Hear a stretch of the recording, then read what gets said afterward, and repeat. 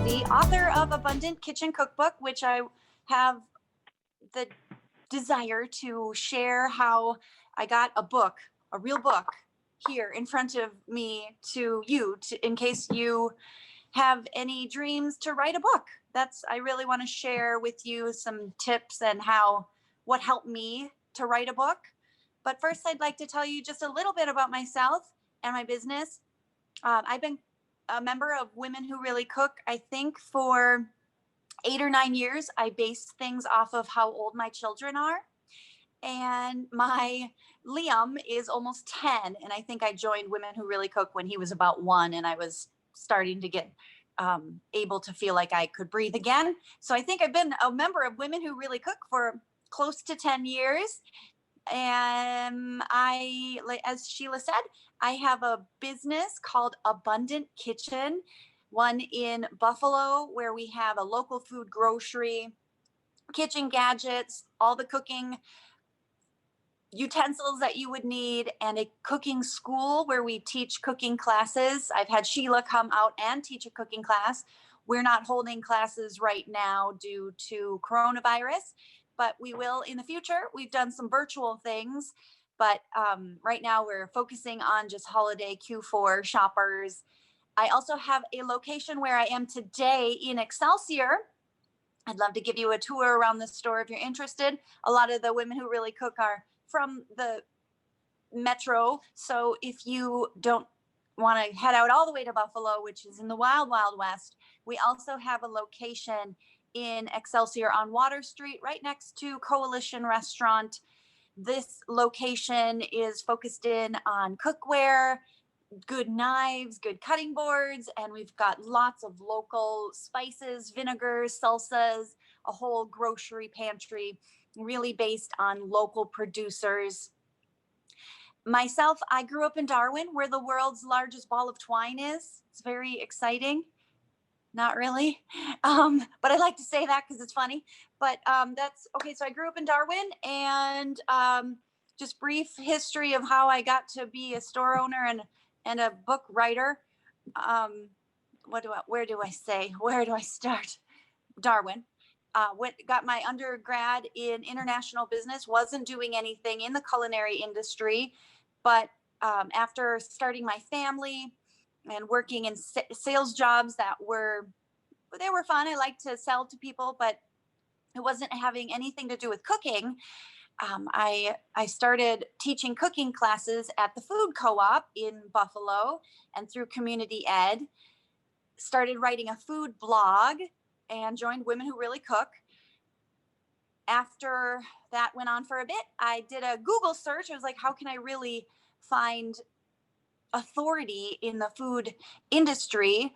After doing a quick Google search, I found cooking schools in Minneapolis, in Colorado. There was one in Vermont, Australia. There was one in Ireland, of all places, on an organic farm in the south of Ireland called the Ballymaloe Cookery School, run by Darina Allen, who is the Julia child of Ireland.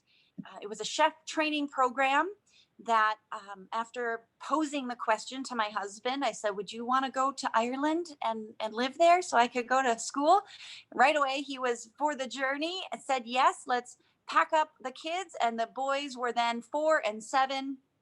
We moved to Ireland. I did a chef training program that gave me the skills I had the skills, but it was just like that extra foundation of, and it wasn't just Irish cooking, it was foundational French cooking.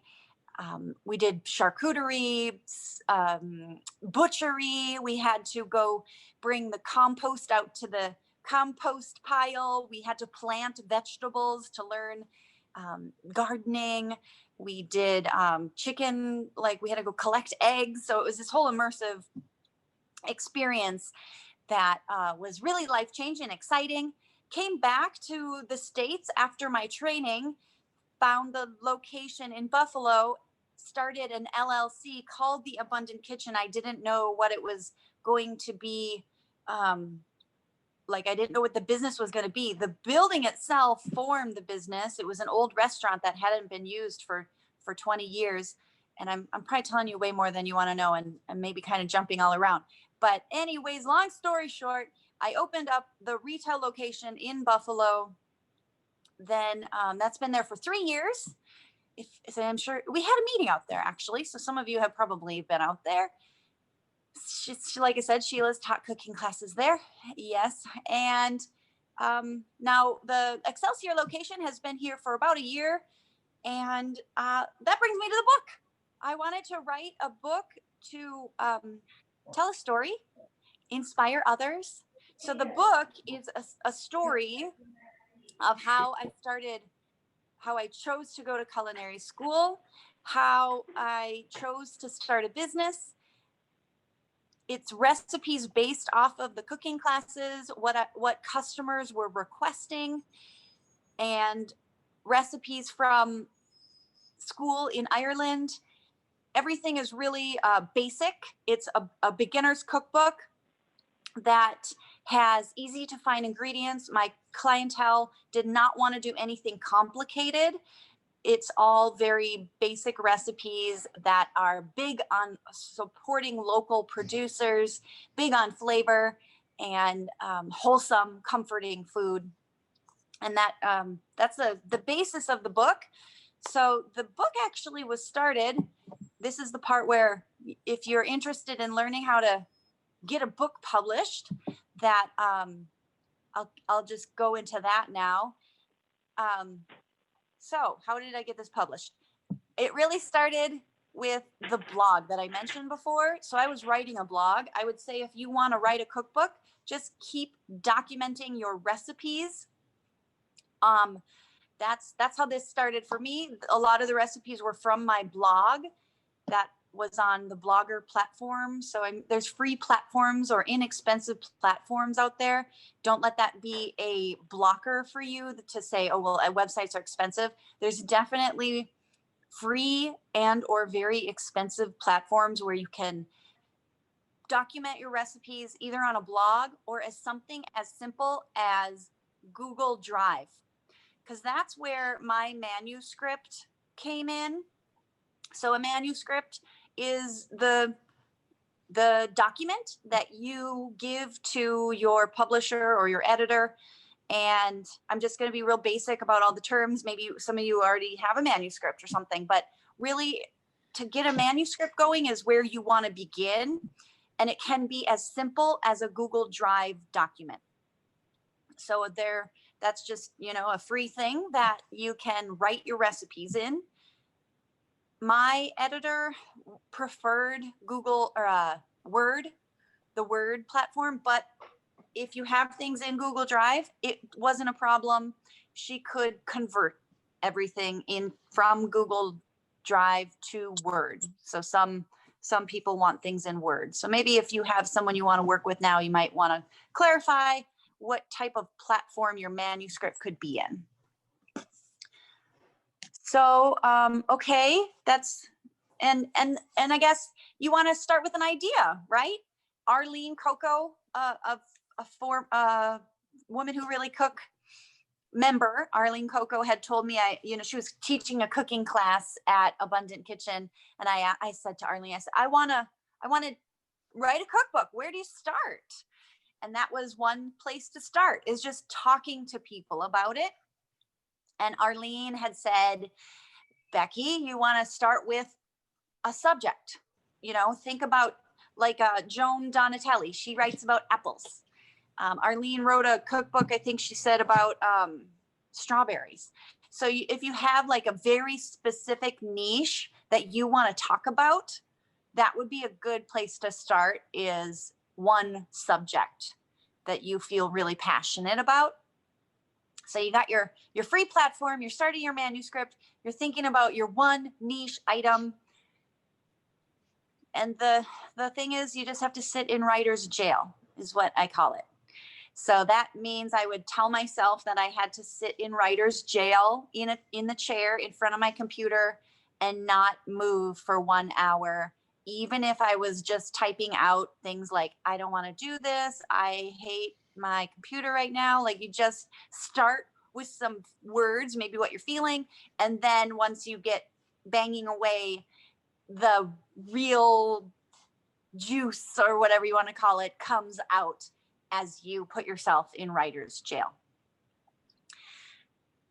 Okay, so how are we doing? Should we ask questions? Should we make this interactive? I guess I just have a few more points about writing books, and then we can open up some questions, and I can show you a little bit about the book and give you a tour.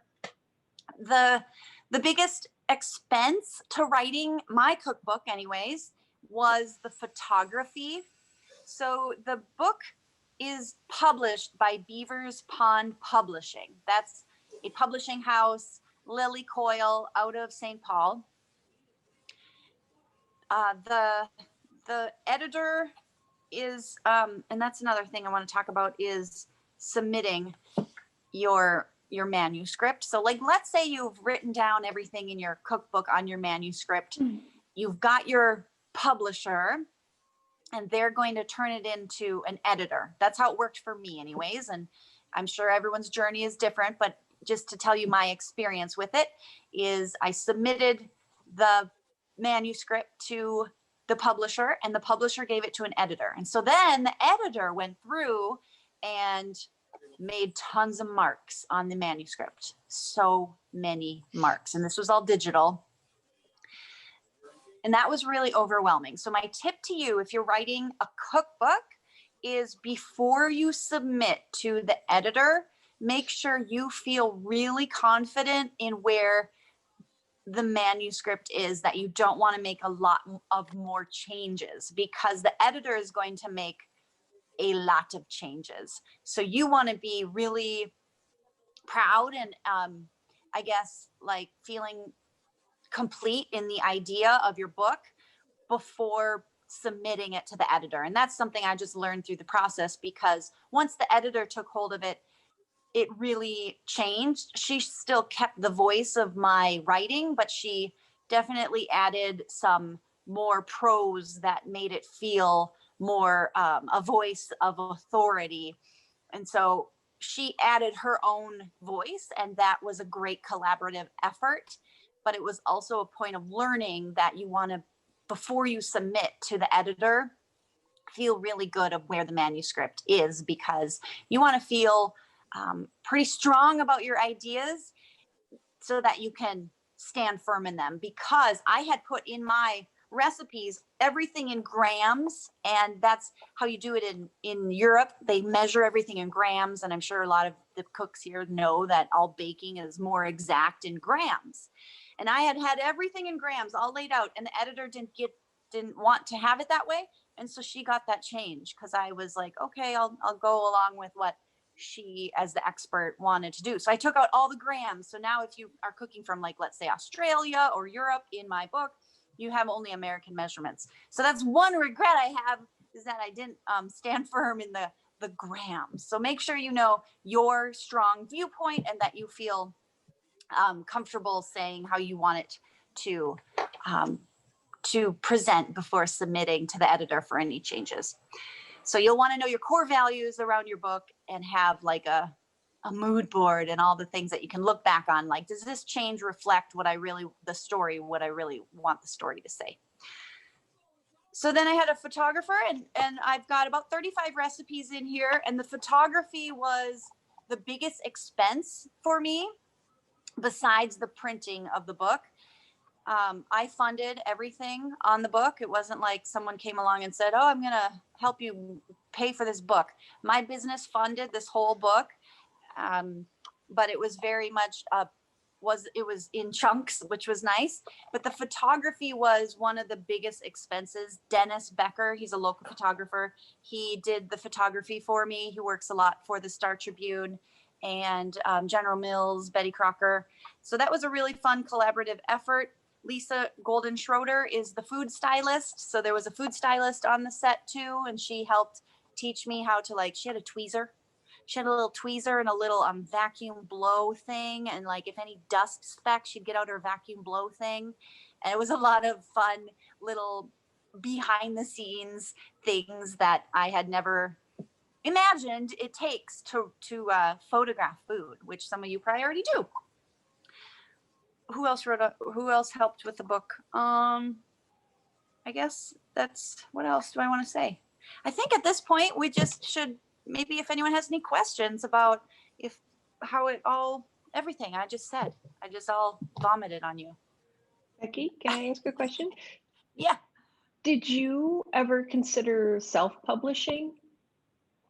That's what this is called. Oh, even though you went through a publishing company? Publishing Well, what house? do you mean by that then? So what do Uh, I think what I did is called self-publishing. oh, okay. Because there are ways where you can take your own photography, write your, and make a book online, and then you can sell it over Amazon and that kind of thing. So it's really just you. I mean, you can use any photography, I suppose, that's licensed, that you have licensed, but Yeah, I think that would take a wider skill set than that would be very time consuming, because there's also the whole graphic design component that I forgot out. Someone had yeah, to lay out every page, right. and you'd have to be good at graphic design, which you are, Sheila. And you'd have to have a graphic design background so that you would know how to, I think that that's okay, so that's not what I did. There are platforms where you can upload into a template for a book. I think that's what you're talking about, right? Yeah, yeah, okay. And that's not what I did. So I had a graphic designer create the outline, Yeah, and I had a publisher work with a printer in Canada to print the books.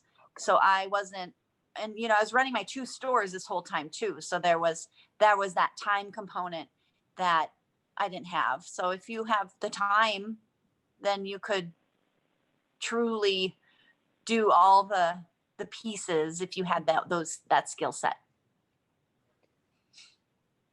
how are you Any other marketing questions? this? I just have one more. How are you marketing this besides your stores? You're lucky you have 2 stores, but are you, I mean, and you're really not able to go out on those kind of, in store junkets and sign books and stuff, right? The book was published in April of 2020. So 1 month after we all the reality of the stay-at-home order was really set in. So yeah, I was a little panicked. It was a little anticlimactic for sure. So that was a processing of my own personal reckoning. Like, okay, you're not going to be able to go out, meet people, which I truly enjoy, to go and have an event and meet people and inspire them and just have that like 3-minute interaction that makes people feel empowered to cook. So none of that is happening. I've been just doing virtual live events on my Facebook page where I will put out, I'm scheduled to go live on Facebook. I'll put up the recipe. I'll put up their grocery list. Then folks will join me and they'll have their recipe right in their own kitchen. I did a potato leek soup from the book on Sunday, and I gave away one in the book. There's 10 essential gadgets, and I gave away an immersion blender on Sunday, a $200 thing. It was so exciting. A lady from Arizona won a Swiss Diamond immersion blender after cooking through the book. Deb Apuli gave away a Dutch oven. So I've just worked with my vendors to make virtual events.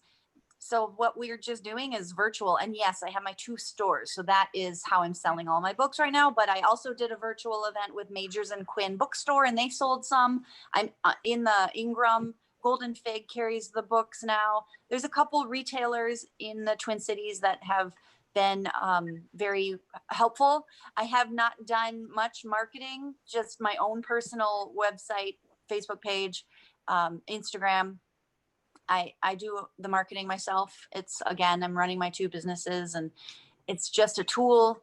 The book is a tool to share with and empower others. It's on sale on my website, abundantkitchen.shop. It's $29.95.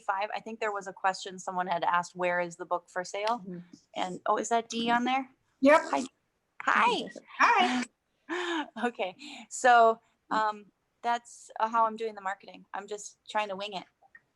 How many books did you print? How many books did you print? So printing, how many books to print was a big decision, because the more you print, the cheaper they are. So for printing 10,000 books, the book costs like $3 a book, but then you'd have to pay for the books up front. I had to pay for all the books. I own them all. So I decided to print 1,500, I think it was, or 2,000. I can't remember now. There's a warehouse in Minneapolis called Itasca, and they charge to hold your book. So that's how I started. I ordered the books, 1,500 or whatever it was, for a price that I felt comfortable paying, because you also have to pay to store them. Books need temperature control. They can't get wet or you can't just put them in your basement. So some of them are at Itasca and some of them are at both of my shops. But that's another decision that gets weighed into the book, is how many can you afford to print if you are self-publishing, and how many can you afford to pay to warehouse, because Itasca charges you for your pallet. So is anyone planning to write a book? Is there anyone on here wants to write a book? Someday, for sure. Sheila has to write a book. You have to, Sheila. You got it all done. You just have to put it in print. That's Sue? Yeah. Who is that? Sue. Hi. Yeah, hi. Interesting. So does the place in Itasca, do they, or the Itasca warehouse, do they mail them for you, or do you have to do that all on your own? They will, yep, they fulfill all Fulfill. Amazon orders and Oh. all wholesale orders. Oh, okay. If customers order them through Itasca, Itasca will ship them. I have a question. I don't know if you can hear me. Can you hear me? I can hear you. Hi. This is wonderful to hear. A billion years ago, many years ago, like 30 years ago, I did a self-publishing book with my husband. But I just happened to see in the New York Times lately, and I was wondering if you'd ever considered this. Literally the last month, some of the recipes in the New York Times have both grams and cups, and they're right there. And I thought, well, this is really smart, because anybody in the world can follow this recipe. Did you ever consider that?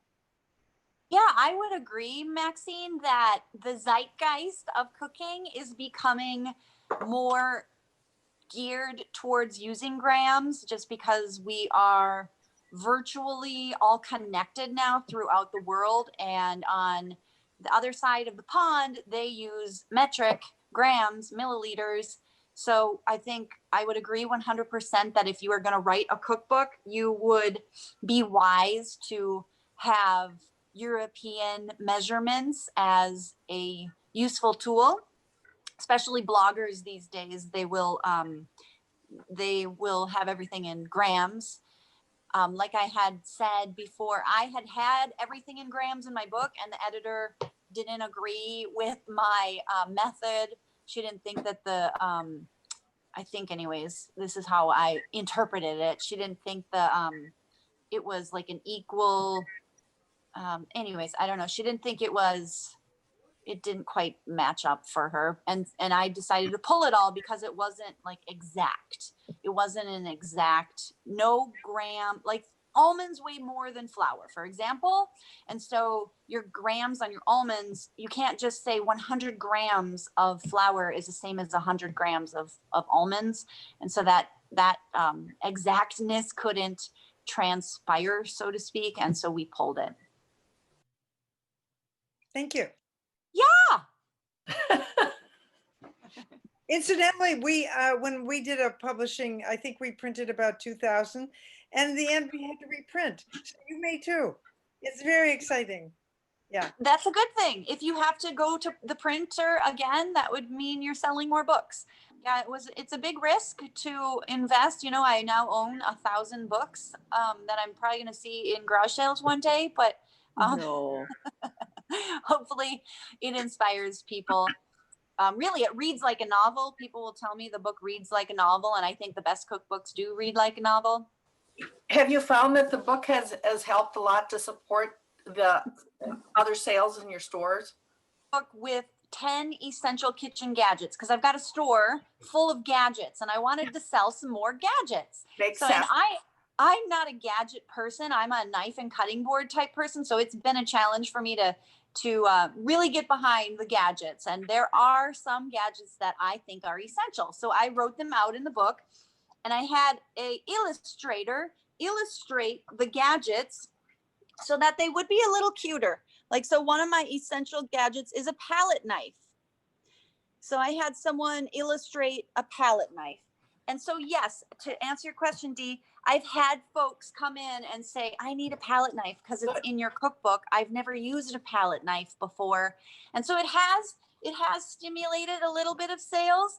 Right now, sales are just weird in general because of the virus. People aren't out as much, but I don't know. We're in the right business too. So on the other coin of that, people are cooking at home more than ever. Yeah, so the gadgets list has stimulated some of the sales, some of the curiosity. What's a microplane? Why do I need one? So I tell a little story next to every gadget about why you might need that gadget and what you could use it for. So yeah, it has. Well, And good. That's good to hear. doing the Swiss Diamond giveaway. Oh my gosh, that was so fun. I never had so many people on my video. And that was really exciting. I think that was a fun giveaway. Can we talk a little bit about your store situations right now with the COVID? Like, when do you anticipate in-person classes again? Or are you not even thinking that? It's horrible. I get an email every day, twice a day. Now it's starting to be 2 to 3 times a day. When are you going to host cooking classes? And as a small business owner, I'm turning away all that business. It's horrible. I just hope in my heart I'm doing the right thing, because there might be a comfort level out there for some people that want to do an in-person cooking class. And I think there are people in town doing in-person classes. So, I mean, I could do it, but if I were to get sick, then it's like, I run this place. What's going to happen? So we're not risking our health to being out in the public at that level. When do I think classes are going to start? So we have a plan.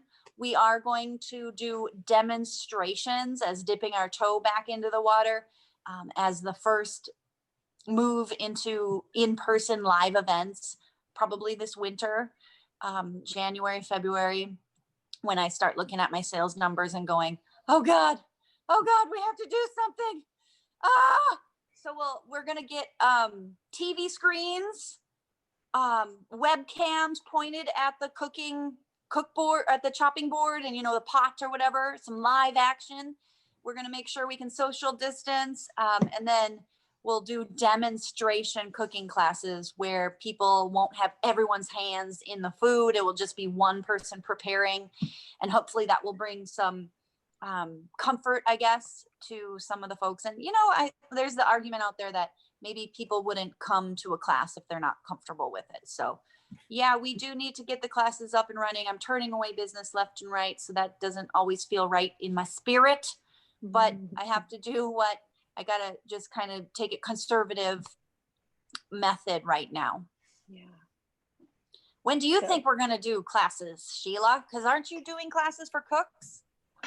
Yes, and they are doing, they're doing both participation, which I'm not doing because I don't feel comfortable with that, but they're also doing demonstration classes. And I haven't done one of those yet. I think one's coming up, but that I'm okay with, I think, because they're far enough away and everybody will still be masked and very separated, but you could do that too. I think you definitely can do that and you'll be okay. And you have even an outdoor, you have a door in that kitchen, don't you, that goes outside? It's cold out. What do you mean? I know, but just to get air circulation in, or I think that's really the main thing. If you say you have air purifiers, they are saying that those, it's just keeping the clean air flowing. I think that's a plus. So for indoor. So when you're doing in-person cooking classes, are people actually social distancing? I honestly don't believe how that's even possible. At Cooks, they have, everyone's separated out into tables and everyone's wearing masks. Uh-huh. Yeah. I haven't done them yet, any yet. All my classes have been virtual too, but I think your classes would, I think demonstration classes would work, I bet. You know, you'll have to do less people for sure. Well, and then And that's the thing. If you right. can only bring in 6 people, Yeah, what is your return on that effort? yeah, exactly. Yeah. So c'est la vie. We're just all in this together. We're all got our things that aren't the same. Yeah, patience, right? Yeah. Can I ask you one more question? I know you had the Ireland tour set up in May, and what's happening with that? I mean, obviously nothing right now, but Ireland's on level 5 lockdown right now to starting today. So we won't be going there anytime soon. But what did you do about that? Because that was, you had a full group, didn't you? So in telling my story about going to Ireland for cooking school, people would just be so in awe. A travel agent approached me and said, why don't you bring these people to Ireland in small groups, and you can take a cooking class and go have a tea tour, do all the things. Ireland's a real magical place. So I thought, okay, hey, why not? We'll get a tour going. We were supposed to go to Ireland. I had a group of 20 people scheduled to get on a double-decker bus and go to Ireland in May of 2020. Then it got pushed to October. We would have been in Ireland right now, actually. But because, yes, we're still in lockdown. Now, the trip is moved to June of 2021.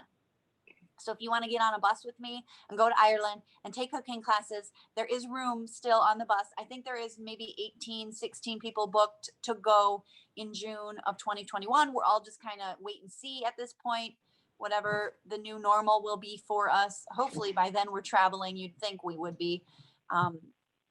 So yeah, we're still going. We're going to Ireland. It's a 7-day high energy tour. There is information on my website, abundantkitchen.shop. You just go into the search bar and type in Ireland. Then you can learn the price and the exact dates and tour and where we're going to go and what you're going to see. So if it's on your bucket list, let's go. Let's go together. Always a bucket list for me. Well, okay, so we've been on for 40 minutes, and does anybody have any other questions for Becki? Thank you so much for spending your morning. This was really fun. Fun to learn about your book.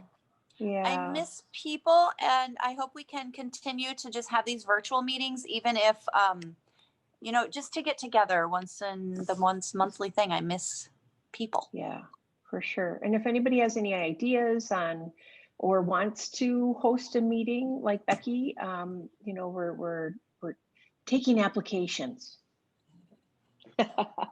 Anytime, because we just really all do need to stick together, and whether it's just conversing or having a tour. Maybe could you take us on a little mini tour of your store before? Sure. I need to get out there. I've not been to Excelsior. I love your Buffalo Can you swip shop. this? Yeah, you can.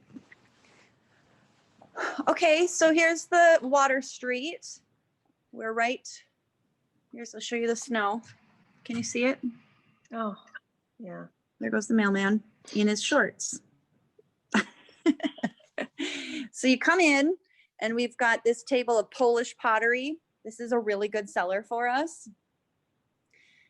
It took forever for me to pull the trigger on that because it's very expensive, but you would not believe people come in and they want to buy this $40 coffee cup. Then we've got the French Pili Vite stoneware. We've got 2 big bay windows full of Finex cookware, Le Creuset cookware. We've got cookware by Chris Kimball. Then you come and you've got Hammerstall. We've got a nice knife selection. Knives are really good sellers for us. We've got cutting boards by Epicurean.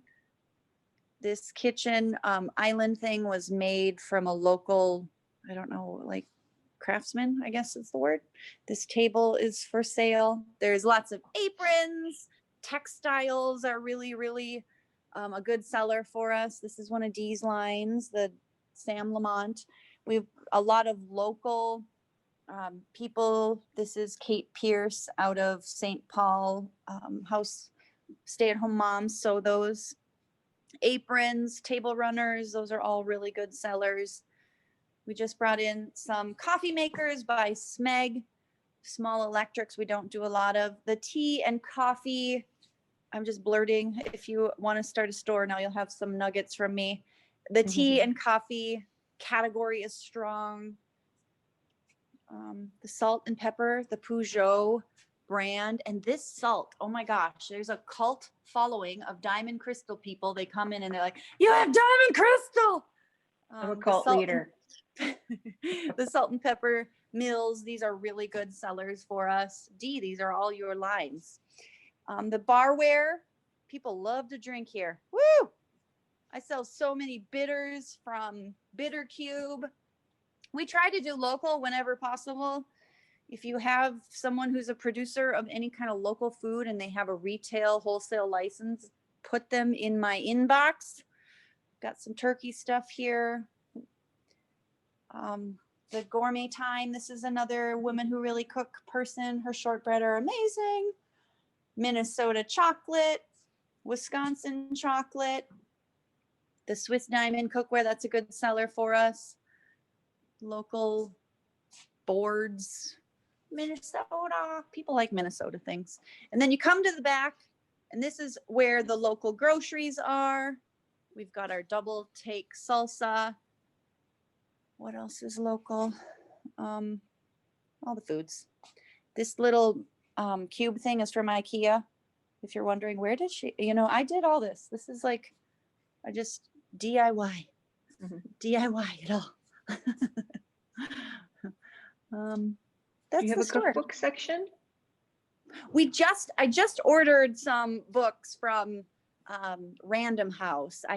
That's a category that we've never offered before, is cookbooks, but they have for Q4 for holiday, we have some cookbooks coming on the way. Apparently a book called Boards is the #1 seller on boards. So that's a whole shipment. is Rory coming. O'Connell's book, his new cookbook. Ooh, yeah. Do you have it? No, I Not yet? don't. Okay, He's so well, cute though. I love him. Yes, he is. So that's the store. It's just all the kitchen essentials and a million more. Beautiful. Worth a field trip someday, I think. Yeah, we From could St. do Paul, that. We where could I sit. am. We could go sit in Coalition Restaurant and then come over for a tour one day in the future. Awesome. Well, let's wrap it up. And thanks everybody. And thank you, Becki, very much.